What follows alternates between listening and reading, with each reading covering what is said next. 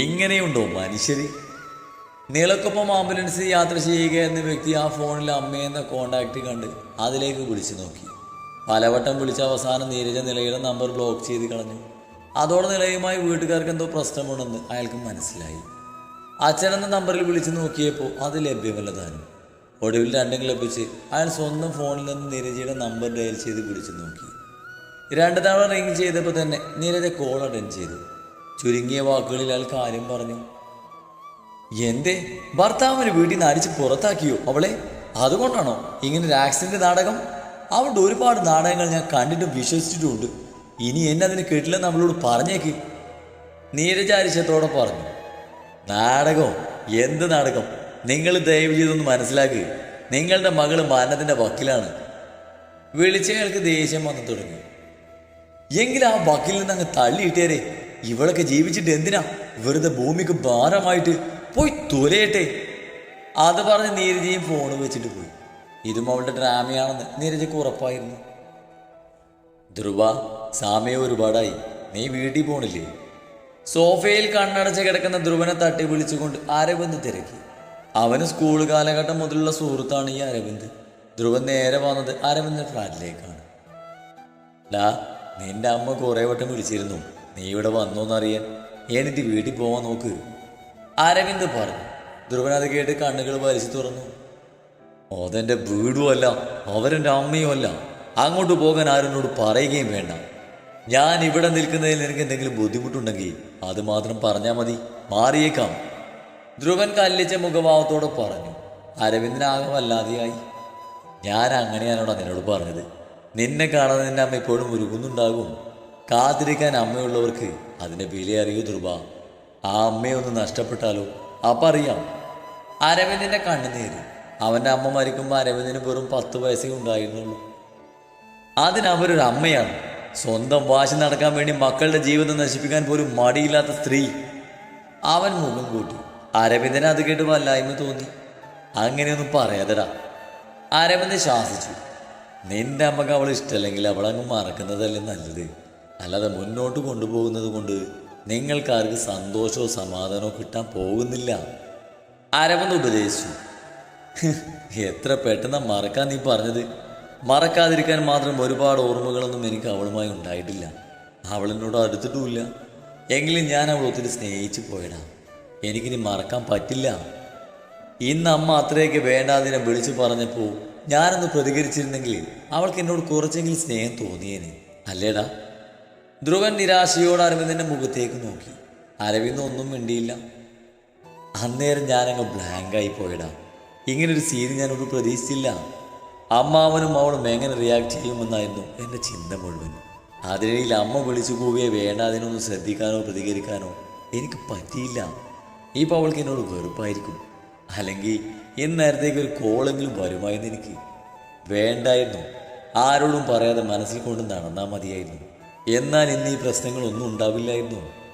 അമ്മയും അമ്മാവനൊക്കെ തമ്മിലുള്ള പ്രശ്നങ്ങളൊക്കെ ഒതുങ്ങുമ്പോൾ പതിയെ അമ്മാവനോട് പറഞ്ഞാൽ മതിയായിരുന്നു.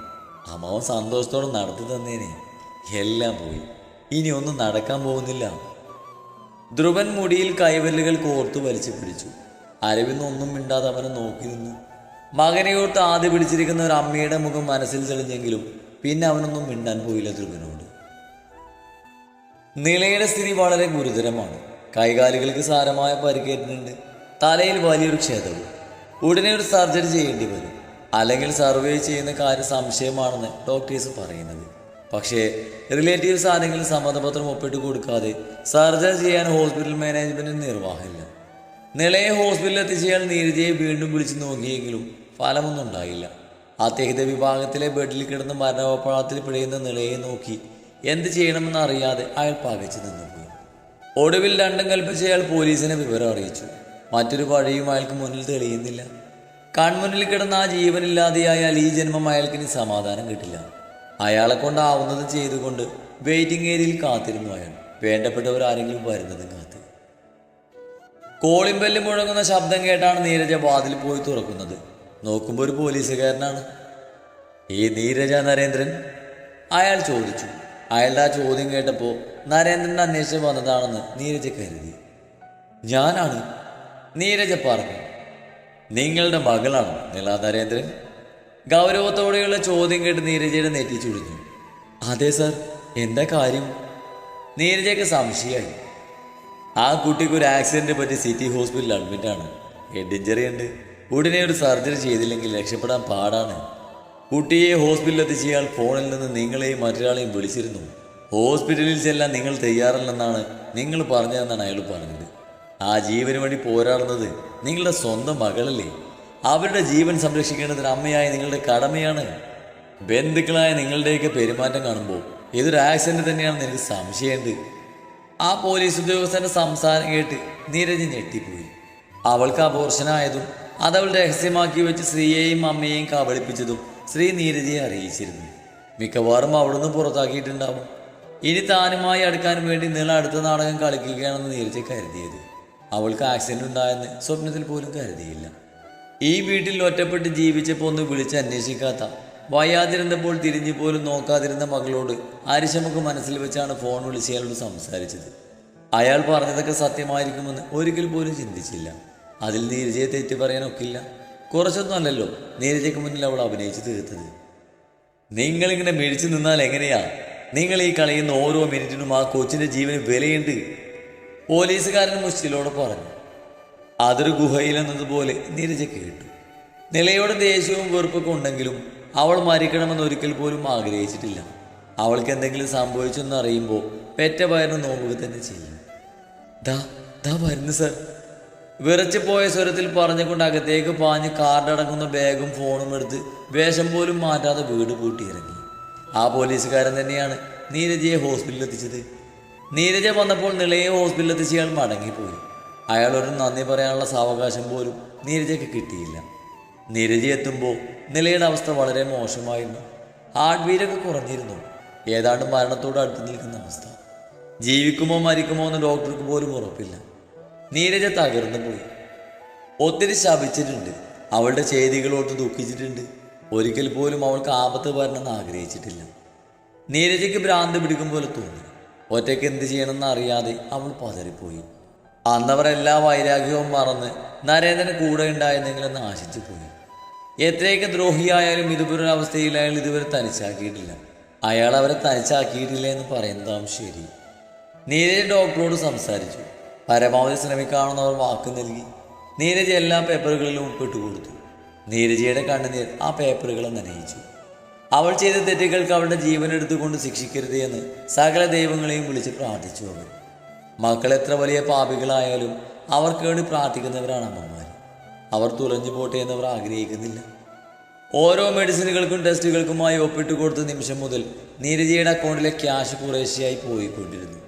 തുച്ഛമായ മണിക്കൂറുകൾ കൊണ്ട് തൻ്റെ കൈവശമുള്ള പണം തികയില്ലെന്ന് നീരജ സംശയിച്ചു തുടങ്ങി. അങ്ങനെ തികയാതെ വന്ന തൻ്റെ മകൾ നീരജ ഓർമ്മയിൽ പൊട്ടിക്കരഞ്ഞുപോയി. ഒന്ന് ആശ്വസിപ്പിക്കാൻ പോലും ആരുമില്ലാതെ അവർ ആ ഹോസ്പിറ്റലിൽ നെഞ്ചി പൊട്ടിക്കരഞ്ഞു. ഇടയ്ക്ക് നേഴ്സുമാരുടെ ശാസനയും ആശ്വാസവാക്കുകളും കേൾക്കാം. എന്നാൽ അതൊന്നും ശ്രദ്ധിക്കാനുള്ള മാനസികാവസ്ഥയിലായിരുന്നില്ല നീരജ. സാർ, ഞാൻ നരേന്ദ്രൻ്റെ അഡ്വക്കേറ്റാണ്. പേപ്പേഴ്സും ക്യാഷൊക്കെ റെഡിയാണ്. ഇന്ന് കാണാൻ പറ്റുമോ? വക്കീൽ പറഞ്ഞത് കേട്ട് മഹിയുടെ ചുണ്ടിൽ ഒരു ചിരി തെളിഞ്ഞു. ഇന്ന് ഞാൻ കുറച്ച് ബിസിയാണ്, ഞാൻ തന്നെ വിളിക്കാം, ഗൗരവത്തോടെ മാഹി പറഞ്ഞു.